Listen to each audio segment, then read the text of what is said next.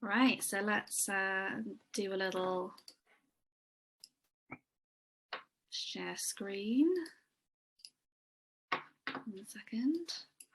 Let's get this started.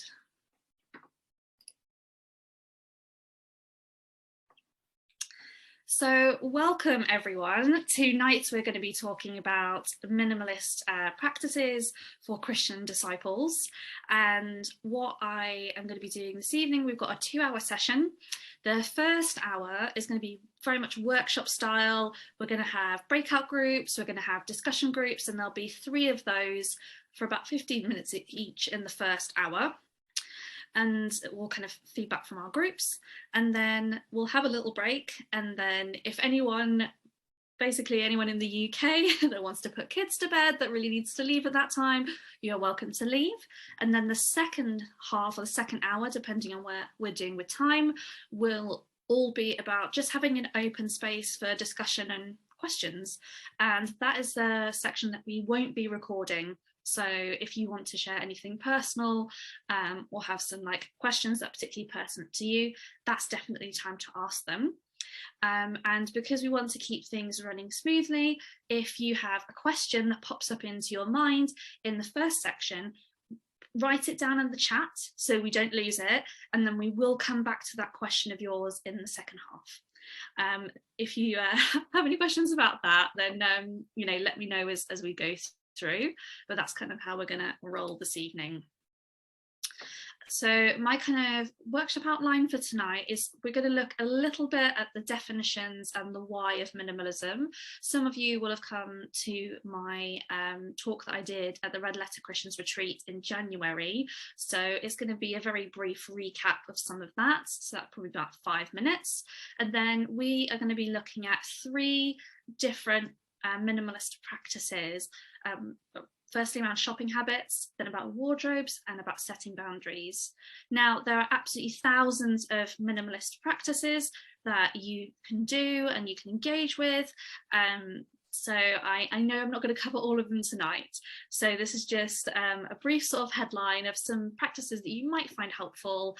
And, always feel free, if you want something to know in particular, either ask me in the question section or feel free to kind of follow me up after the workshop, and I'll help answer some of your questions or point you to some further resources.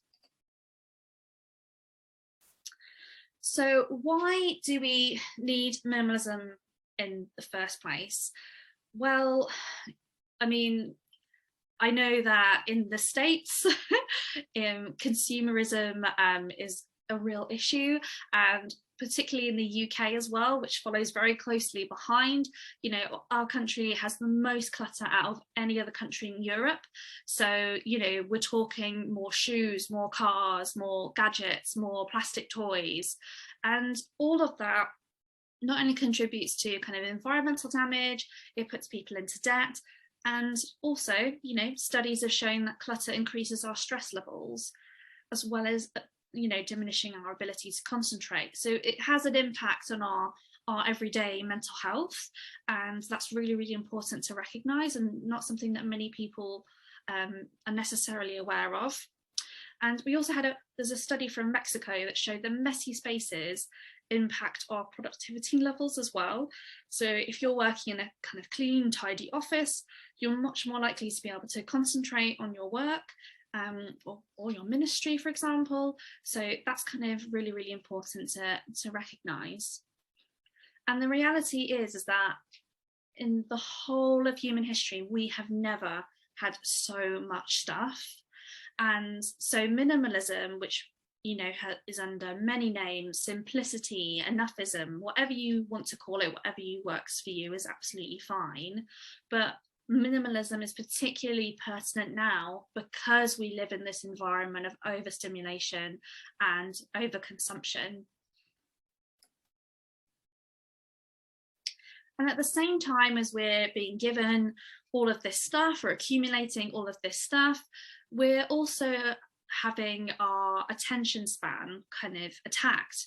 The average person touches their phone 2,617 times in a day. And there's been a study that's shown that our attention spans have been reduced from 12 seconds now to 8 seconds. And that doesn't look like that's going to improve. And the reason why all of this stuff should be important to us as disciples of Jesus is because what does it say in Corinthians? Love is patient.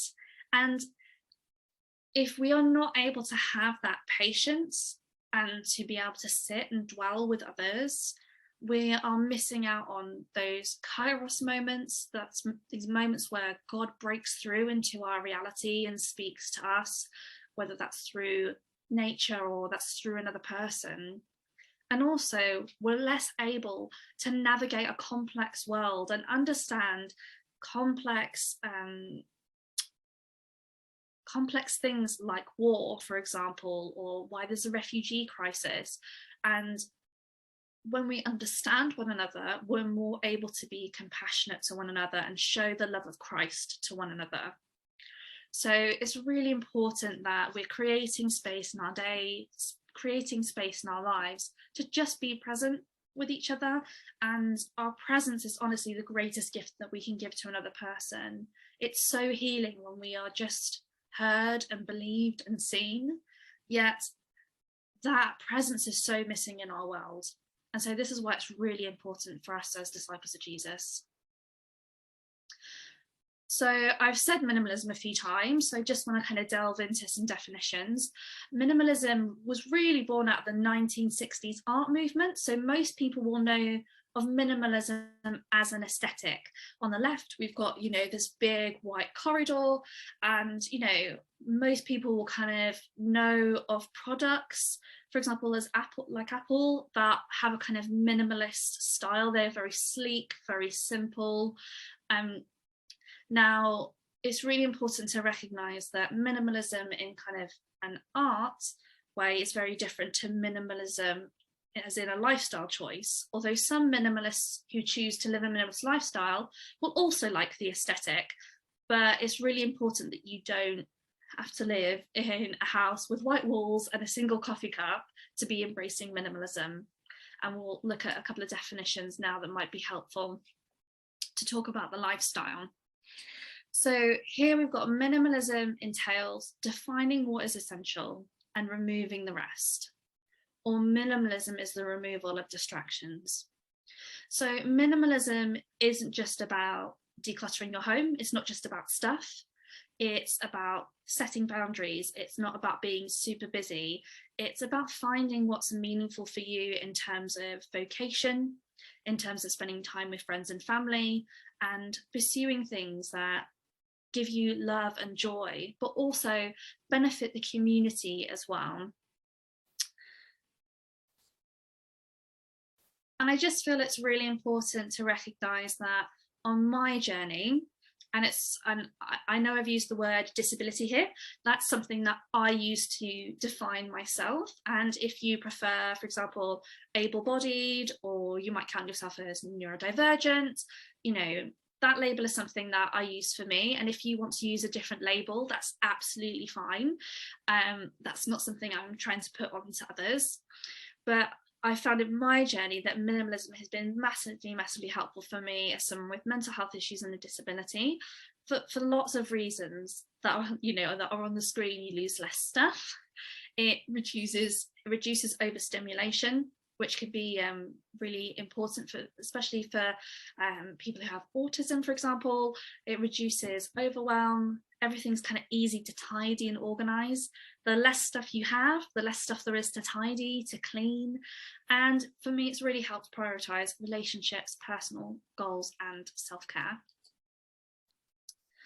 And lastly, before we start moving on to practices, it's really important to recognize that there are loads of different types of minimalists. You can have your Kanye West minimalists in their $10 million mansions. And again, that very much leans into the aesthetic side of minimalism. Or you can have minimalists who are very, very happy to live with a mattress and a chair. They're what we would call extreme minimalists. And so the minimalism that I'm going to be talking about today, and the ethos that I have for all of my minimalism work, is what I call compassionate minimalism. So it's really important that we understand that people have a variety of needs. What a single person is going to need to have in their home or what to do with their life is going to be very different to someone who's married with 6 children, or someone who's an emergency foster carer. So they need to have a lot of stuff in backup, because they might get, you know, a 6-month-old baby or a 4-year-old child arriving in the middle of the night. So then I really want this to be a space where there's no judgment, and understanding that people have different needs. Also culturally aware, because, you know, for someone who's Roman Catholic, they might need to have lots of icons and lots of artwork to make them feel like they have a connection with God, or that's how they connect with God, is through art, for example. Whereas you've got Quakers on the other end who might really, really love that kind of simplicity. So even within Christianity, minimalism can look different. And again, you know, whether it's, I personally don't feel the need to have a rice cooker, but for an Asian family, that might be essential. So again, just being aware of cultural differences. And one of the things that I really, really struggle with the minimalism movement is it can be very individualistic. So it's about what's good, what serves me, what's good for me, and what's good for my family. And just for example, when we're talking about the issue of debt, there's a lot of minimalists that will, you know, talk about how to get yourself out of debt, but they don't recognize the structures that keep people in debt and push them into debt into the first place. And actually, we can't be talking about debt without talking about the way that, for example, Black folks have been discriminated against and been denied employment historically. We can't not talk about Native Americans and how they've been treated, and we can't talk about the way that patriarchy and laws have discriminated against women from accumulating wealth and owning property historically and things like that. So I think we need to recognize structures. And alongside that, you know, a lot of people will ask me about minimalism and poverty. Minimalism will not solve poverty. We need to do things with the structures to make it a more equal world. But on the flip side of that, there are lots of ways in which minimalism is really helpful for people living in poverty, and they shouldn't be denied learning this stuff and having that autonomy so they can move their lives forward. But it would just look different, as we've kind of been looking at. And also trauma informed as well. You know, particularly when we're letting go of sentimental items, we might not just be ready. If we've just gone through a bereavement, maybe it's not time to let go of stuff. And actually, you need to go at a pace which works for you and is informed by your life and what you've been through. So again, it's about having an understanding of people and their circumstances and trying to be as inclusive as possible. So that's the kind of minimalism that we're talking about today. So we are going to be looking at our first practice now, and the first one I thought that might be helpful for you guys is shopping habits. So first of all, it's really important to think about a couple of concepts. One is that minimalism does not stop you buying stuff, does not stop you feeling impulsive. It helps you be less impulsive in an impulsive world. So it helps, if you put in these practices, it helps curb those impulses to just go out and buy things yourselves, just go out and splurge stuff. And there's some different things that we're going to look at that will help you in terms of impulses. And it's always important as well to remember that we always think we buy stuff with money. But in reality, whether we've spent hours filling out work capability assessments, like you know, I don't know what they would call it in the States or in Canada, but that's kind of like our benefits system, or whether you have been filling out hours of job forms, or whether you have a traditional job, or whether you're in ministry, for example, at the end of the day, you spend hours of your life accumulating that money to then spend it. So when you're spending money, you're spending hours of your life. And a lot of minimalists end up kind of reining in their spending, living a more frugal lifestyle so that they can work less and have less stress.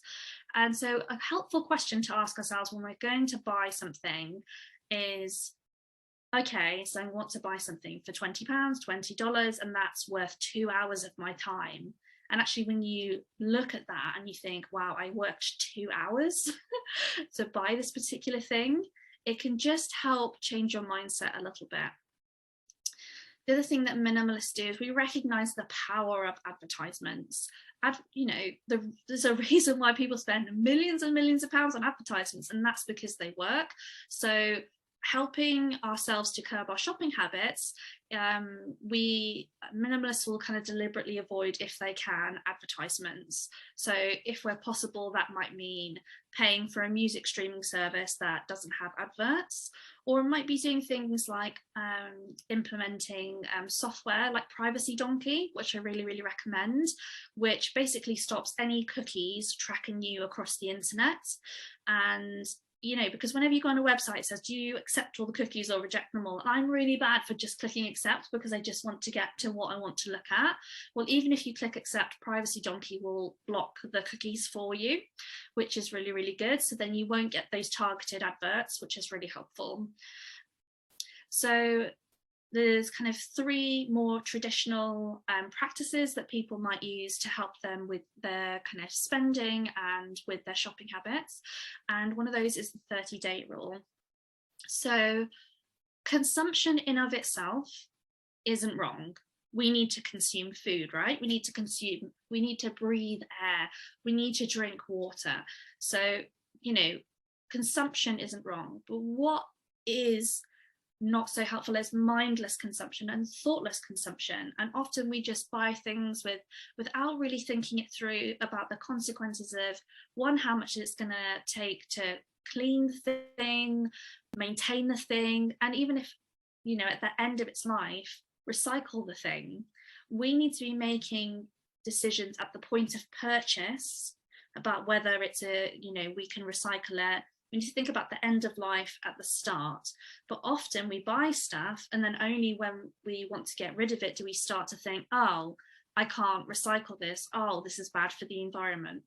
So having a 30-day rule is really, really helpful for stopping those extra impulse purchases. So most minimalists will do things like, have a budget where they've factored in things like petrol, fuel, food for the week, their children's swimming lessons. And then if there's anything extra, like buying a new phone or getting a bike or buying a new watch, those things that aren't immediately necessary and haven't been budgeted for, just going, okay, I'm going to wait 30 days, just gives the brain time to really kind of think it through. And if you've completely forgotten about it, then maybe you didn't need to make that purchase in the first place. But if you're still thinking about it, then at least you're not necessarily in the shop where it's going to be more of a temptation to just buy something impulsively. And then you might do a little bit of research, or you might decide that actually you want that for Christmas. It's all about being thoughtful and intentional when you're buying. Another thing that minimalists do is avoid sales. I personally don't do window shopping as a habit at all. I only buy stuff when I need to buy it, and stopping going sales shopping with my mum post-Christmas has really, really helped me. It's not to say that I never buy stuff in sales at all. For example, in the autumn of this year, I needed a new laptop, and I knew that if I waited 2 weeks, I would get some money off Black Friday, but that was a purchase I was going to be doing anyway.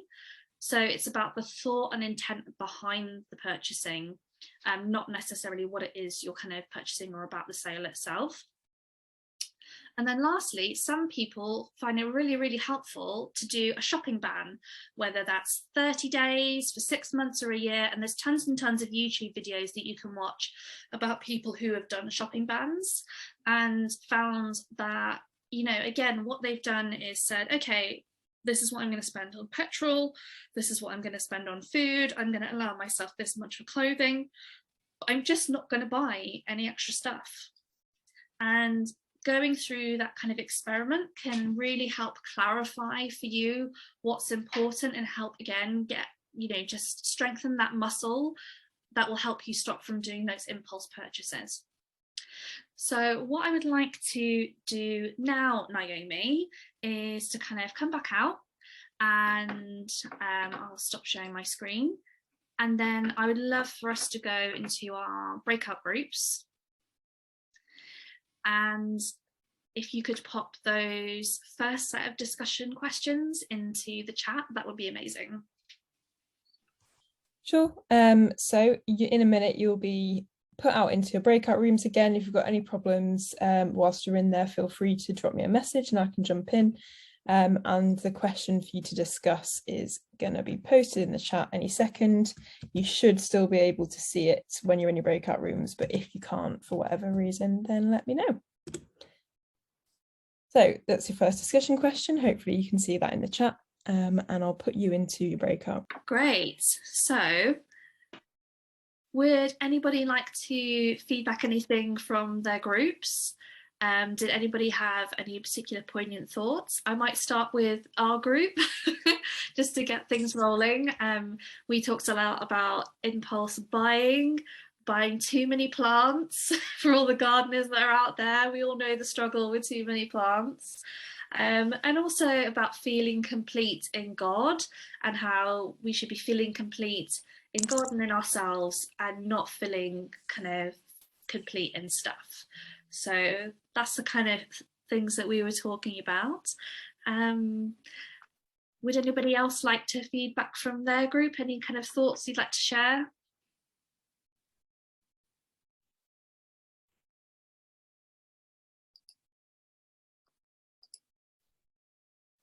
We seem to end up talking a lot about books. We were all serial book purchasers. One of us had managed to get into reading PDFs, but generally, well, so I've held for years that books are not stuff, they are a special category. So, but yeah, that we had a shared weakness for books that a serious book habit we were struggling with. Yep, and there's lots of articles and YouTube videos out there specifically on how to tackle books because and you know, again, it depends on your context. If you are a vicar and you need a load of books as reference material, if you need books for Sunday sermons, then you are going to have, or a university professor, you're going to have more books than the average person, and that's absolutely fine. But it's whether those books feel a burden to you, and also it's a good question to ask ourselves, what is there anything better I could have spent the money on? So could I have put that in savings and made myself feel more financially secure? Could I have spent that money on a holiday? And you know, that's, you know, that can help us get to a place where, again, we are making more intentional purchases. But I know the struggle, guys. The struggle is real. Anyone else like to feedback from your group? I think one thing we mentioned is came from the fact that when I started to intentionally try to sort of live in a more simple way is just I immediately noticed that the incredible tide that you're swimming against, that everything we said in Britain and in the US, everything is kind of conspiring to get you to consume and over consume. And one member of our group was saying that they were trying to sort of watch TV less and be more mindful of how to avoid advertising that is deliberately going to try and grab you. So sometimes I find it helpful to kind of recognize that and accept that as well, not as an excuse, but as in that what we're trying to do is actually incredibly challenging, because we're actually going in exactly the opposite direction of what a lot of messages in society is telling us to do. Yeah, absolutely. And you know, we talk a lot about in churches about being, you know, countercultural, and we are definitely swimming against a tide. So again, you know, we're not always going to be 100% all the time, be able to do this perfectly. That's okay. Like, it's okay to have a bad, really stressful day and to buy an extra tub of ice cream and eat it all in your pajamas, you know, or buy a book, you know. But it's about putting as much kind of you know, all of these practices just help, like I said, to help us be less impulsive and less consumerist in an impulsive and consumerist world. And, you know, we see so much in Jesus and the way that they took themselves even away from that society and took themselves away for times of reflection, for times of prayer.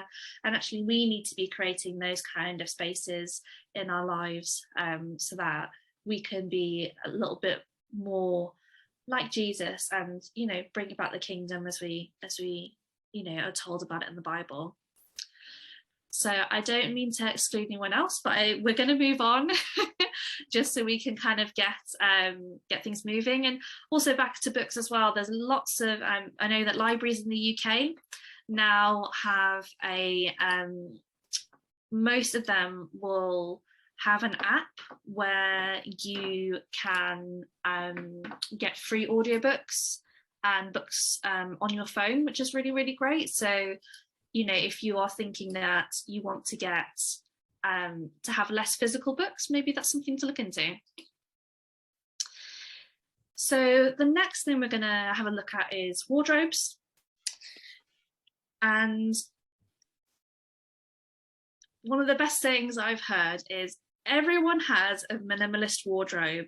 They just have a lot of extra stuff around it. Because let's be honest, all of us have our favorite t-shirts, that favorite dress, those pairs of socks we keep at the front of the sock drawer because we know they don't have holes in. So most of us have in our minds an idea of actually what our wardrobe would look like if we stripped it down.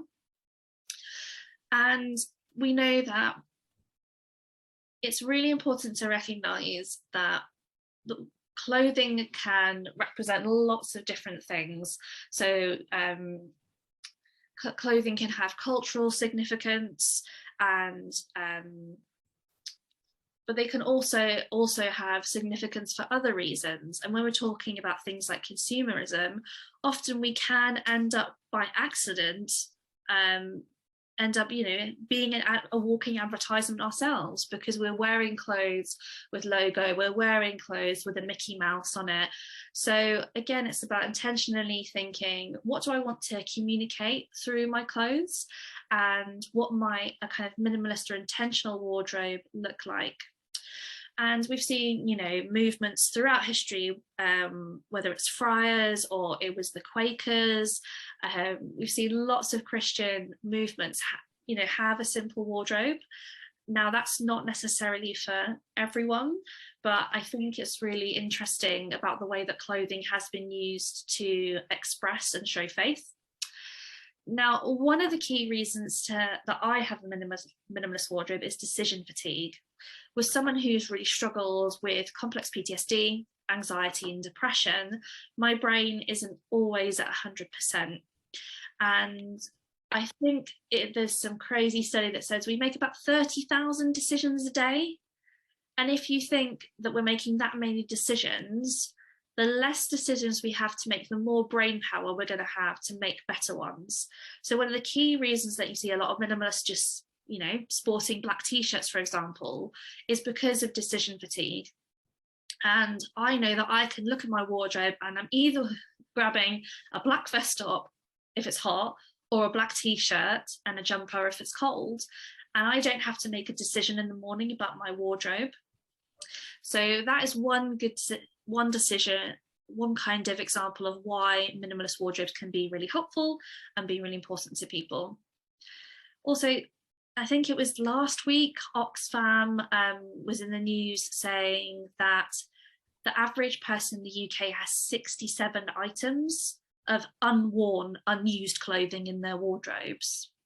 And if we are thinking about the environmental costs, if we're thinking about things like sweatshops, and just about the amount of people in the world that don't have, you know, the clothes that they need, what is our kind of Christian calling in response to that? And like I said, clothing is going to be different, again, for different people, going back to that concept of compassionate minimalism. So women typically like more variety in their wardrobes than men, and that's absolutely fine. And if you're someone who really loves fashion, doesn't want to have loads and loads of clothes but wants lots of different looks, I really recommend looking up things like capsule wardrobes, because capsule wardrobes, you know, there's lots of ways to do it where you can, Courtney Carver has, like, who does Project 333, you know, she has so many items of clothing, but she can make like 700 outfits out of it. So that's a way to kind of get around it. Also, again, wearing simple black or simple white t-shirts, you know, particularly if you have something like ADHD, you know, might just not be colourful enough for you. And there's lots of cultural reasons why people want to wear saris or African prints. So again, it doesn't have to be about a particular colour scheme. It's about, again, intentionally purchasing clothing that makes you feel good, that makes you look good, that within your budget is as ethical as possible, and that you feel is a good expression of you and a good expression of your faith. And like I said, Courtney Carver at Project 333 is amazing. And if you want like a challenge to kind of get you started on the minimalist wardrobe, she challenges you for the summer and the winter to have 33 items of clothing, not including underwear, but that includes, you know, shoes, jackets, coats, jumpers, t-shirts, and sometimes having a challenge is really, really helpful for people, can be a fun way of them thinking about their wardrobe. So I recommend you have a look at that. Also, if you are sorting out your wardrobe, I find it really helpful to split it into summer and winter and just focus on one season at a time, because that will just make the process a lot easier in terms of looking through your clothes and having less. And lastly, often we have clothing that we think, there's a difference between just for when clothing and just in case clothing. So just for when clothing is about having a suit or having a dress in your wardrobe for when you attend a wedding, for when you attend a funeral. And you may not have a funeral, you know, you may only attend a funeral once every 3 or 4 years, but you need that, you know, you're going to need that piece of clothing for that occasion. Now, the kind of just in case items are things that probably not going to use, but you kind of hang on to them because you just feel like, oh, I might need them just in case. And this doesn't apply just to wardrobes, but to all of our objects too. A lot of the time we think, oh, but I might need it for X. So one habit that might be really, really helpful, particularly if you're doing a wardrobe sort out or any kind of decluttering, is to put all of that just in case stuff, that stuff that you're not quite sure about. And, you know, like I said, this could be books, this could be clothing, anything that you're thinking of potentially decluttering, and just box it up and you know, write a label on it, clothing, books, whatever, and just set it aside if you have the room to do that. And then come back to it in a certain amount of time. That might be 3 months, that might be 6 months, and actually open up that box again. And most likely you will have completely forgotten what was in that box. And you've also given yourself the time to see if you did use it. And then that helps the process of letting that stuff go. And then you might be able to either re-gift it or give it to someone, or you might find that you did actually need that flowery blouse or that particular denim jacket, and you go and get out of the box, and then you feel like, great, I haven't thrown that away. So that's a technique that can be really, really helpful in terms of decluttering in lots of different ways, but particularly for wardrobes. So I think what we'll do, because we're kind of running over slightly, so if we could have 10 minutes for this breakout group, Naomi, and then we'll do our next set of discussion questions, please. Brilliant. I've posted the discussion questions in the chat. Do you want people in the same breakout rooms, or do you want me to mix them up? Yeah, mix them up, because we've got so many amazing people from all over the world. I think it'd be nice for people to meet new people. Great. So again, would anybody like to feedback from their group? We were talking a lot about, again, clothing, but also about books and how you get rid of books. And also we talked a little bit about hoarding and how to kind of support friends and family who hoard. And if hoarding is an issue for you or for people that you love or know, cannot recommend enough the book Buried in Treasures. It's by David F. Tomlin, and it's about help for compulsive acquiring, saving, and hoarding. And it's a very accessible book. It's not like academic. So if you know someone who's struggling with hoarding, then that's a really, really good place to kind of start for them. But yeah, is there anyone else that wants to kind of feedback from their group?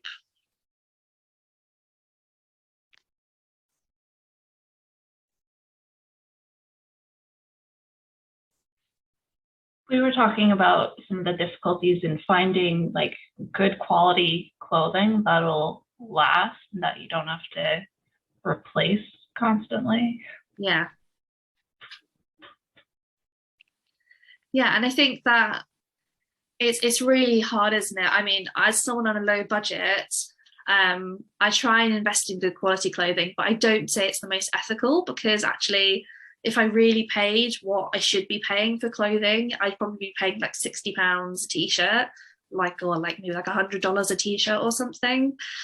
So we can all do what we can in our budget. I mean, Heather, where are you based? Are you in the States? I'm in Canada. Canada, yeah. I mean, does anyone, I don't know if you have similar brands in the States or Canada, if anyone has any suggestions, maybe if anyone has any suggestions for good places to buy stuff, pop it in the chat. Otherwise it might just take like a little bit of research.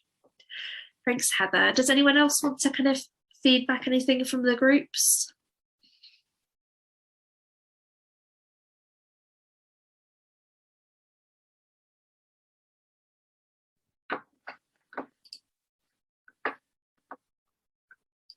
Okay, right, so we'll move on to our next minimalist practice. I'll go back to sharing screen. So our last practice today that I'm wanting to talk about is boundaries.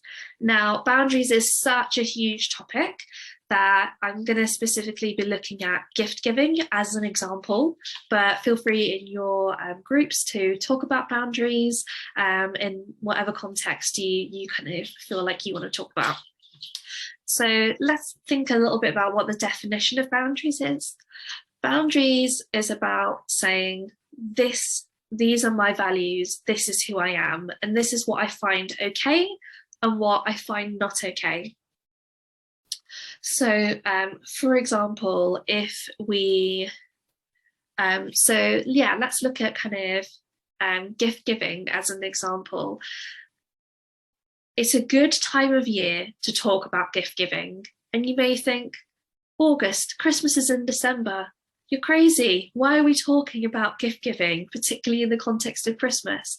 And that's because gift giving is so wrapped up in lots of different cultural assumptions that it's something that might take years, particularly with family, to unpack. So actually thinking well ahead of Christmas and planning for it and communicating with your family is going to be really important, and maybe a slow process that takes a few years to get some cultural change. So a lot of minimalists will declutter their stuff, right? But then the problem is about stuff coming back in. And one of the main ways that we get given stuff is through gift giving, right? Is Christmases, is birthdays, and particularly for us as Christians, we don't, gift giving is lovely. And I'm not saying that it shouldn't be a part of Christmas, but as Christians, we want our main focus of Christmas to be on celebrating the birth of Jesus. And actually, it's become a massive consumerist holiday with Cyber Mondays, Black Fridays, people fighting over each other in supermarkets to get the best deal. And actually, is that reflective of what we think the kingdom of God is supposed to look like? So when it comes to something like gift giving, there's a few little kind of tricks and tips that can be really helpful for communicating with family members and friends and helping them get on board with maybe having either less gifts given to each other or maybe giving each other things like experiences. So one thing that's really helpful is to let people know in advance. This time of year is the time of year where I talk to my parents about Christmas. because my mum is the kind of person that even from the January sales will start stocking up things for people's stockings. People buy gifts for Christmas all year round, and it's important to kind of recognise that, and let people know, not the day before Christmas, that you want to change everything. So giving people a bit of a heads up, a bit of time, and saying and communicating, you know, this is why I would like to have less gifts, or this is why I would like to change our approach to gifts, and not make it about the other person and saying, you know, you're a terrible person for buying so much stuff, because that's never a kind of good place to start. We don't want people to feel judged and be on the defensive. So always, you know, in kind of non-violent communication methods, it's always good to talk about why you feel the way you do and communicate your values to that other person. So it might be, do you know what, I want Christmas to be, for me, I want Christmas to be more about family time and have a less focus on gifts. So this year, is it possible that we all do a secret Santa and give each other one gift, or we do X, Y, and Z, and kind of have that discussion and that back and forth with people, you know, and be respectful, give them reminders. They're not like cultural change within our families in particular. It can be a long process, and we need to be respectful that you may be on this amazing minimalist journey, but everyone else might be in a completely different place, and that's okay. Creating gift lists can be really helpful, and Joshua Becker has always on social media around Christmas has a really good way of doing gift lists, where basically you start with needs. So I need things like a pair of socks, I need a new pair of glasses, my watch is broken, and then doing things like experiences, and then at the very end doing a couple of things that you really just want, like maybe a new games console, or some new art stuff, or some stuff for your garden, something that's, you know, going to be really, really valuable and that you're going to use for a long time. So creating gift lists can be really, really helpful, again, with helping focus people onto buying stuff that's more ethical or stuff that you need, rather than just buying lots and lots of plastic tat, which can happen very, very easily, particularly around Christmas. Leading by example is really, really important. So, for example, my approach to my niece and nephew is I don't buy them gifts anymore. I give them money to go in the Disneyland fund pot, which I made them. And so through that, I'm teaching them about delayed gratification, about the concept of saving, and also that spending time together as a family is more important than stuff. And I haven't said to anyone else in my family that you need to do this, but they're observing me doing that and doing something different. And actually that's then been inspiring to them and inspired change within them as well. And also last year for Christmas, I talked about how I really wanted, and that no one else had to do it if they didn't want to, but I wanted to put an envelope on the Christmas tree. And anyone who wanted to in the family could put some money in it. And then on Christmas Day, it doesn't matter if they put money in it or not, everyone gets to put in their favourite charity into a hat, and we pull out the charity or person in need of choice, and then we give that money, and that's part of our Christmas, and that's kind of a new tradition for our Christmas. And so creating new traditions as well can be really powerful and impactful in terms of changing our kind of consumerist mindset. And lastly, it's really important to recognize that whenever, you know, whether you are a minimalist and your partner's not minimalist, or whether it's friends or family, or, you know, you're just in very different places on your journey, that you can't change others. They have to want to change themselves, and sometimes they will never change. And actually, you know, it's not our job to tell other people what to do with their lives, or to kind of hammer at them or to judge them. All we can do is change ourselves and set boundaries.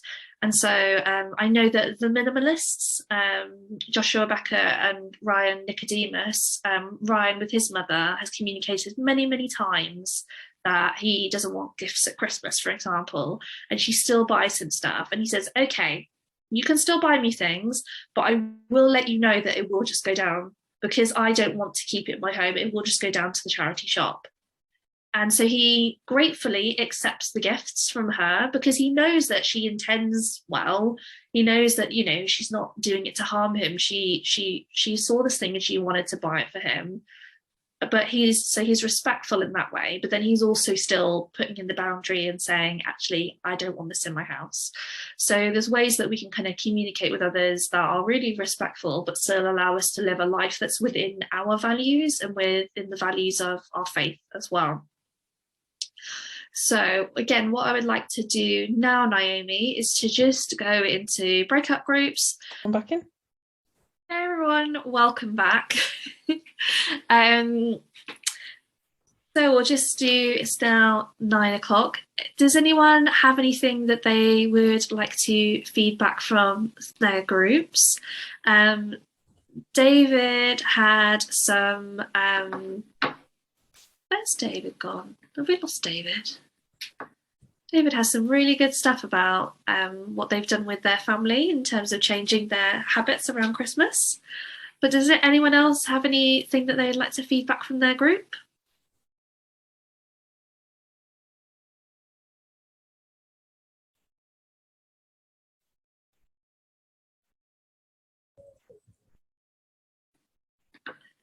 Okay, well, oh yeah, Diego. Well, I just said that when I stopped to give gifts, I stopped give gifts to my friends, they stopped to give to me. Yeah, and that's a good way to do it. I went to a friend's birthday party recently and they said they didn't want gifts. And it was the first time that I'd actually turned up without a gift. And I was really nervous. And actually no one cared. And actually I think we always make it a bit bigger in our heads, don't we? And actually most time people don't really mind. So I think it's different for small children. They know. They know everything that they've been given. So I think, yeah, kids are definitely different. But that's great. Thanks, Diego. So I'm just going to go back to my presentation for a sec. So I just want to say thanks everyone for kind of being here this evening. We'll have like a kind of extra half an hour if people want to kind of hang around and just chat some more, ask any more questions, cover anything we didn't cover in the workshop already. You know, please stick around if you want to for that. But just to let you know, if you're in the UK, I'm going to be doing a Compassionate Minimalist Retreat Day in October, which will be a good time again to kind of review some of this stuff and how you're getting on, particularly in the run up to Christmas, or one of the most kind of consumerist times of year. And I'll be looking to run that on the 8th, and then the following weekend run it again but online. So some of you might want to join some of the online sessions. Also, I have a newsletter that comes out once a fortnight that you can sign up for on my website. So if you want, you know, a kind of fortnightly dose of kind of articles and videos to kind of inspire you on your journey, from anything from minimalist finance to wardrobes, all that kind of stuff, then I send that out. And also there's a ton of free resources on my website as well, for you there. And in the presentation I put on a couple of blogs and some references as well for the academics in the room who like to look up things. So I'm hoping that maybe Naomi or Danielle can get that presentation sent out to you as well if you want the notes from it. So thanks everyone. If we could